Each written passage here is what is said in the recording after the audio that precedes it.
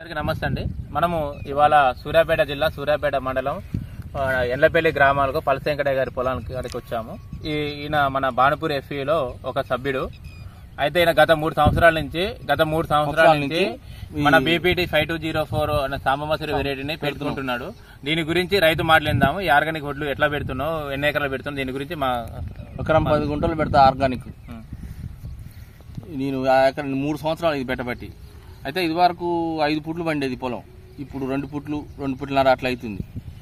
అయితే ఆ వడ్లు మా పిల్లలు మేము తినడానికే ఉపయోగిస్తున్నాం, మేము ఇంకా అమ్మట్లేదు.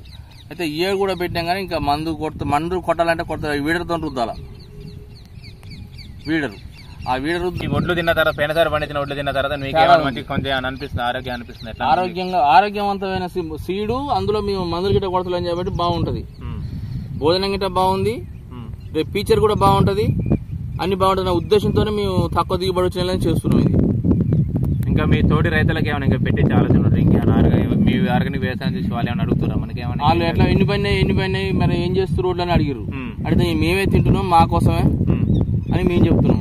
మేము కూడా పెట్టుకుంటే బాగుండన్న ఆలోచనలా రైతులు పక్క రైతులు మొత్తానికి ఈ మందులు వాడితే మళ్ళీ ఆర్గానిక్ ఎందుకు. మొన్న మీరు గడ్డిపల్లి కేజీ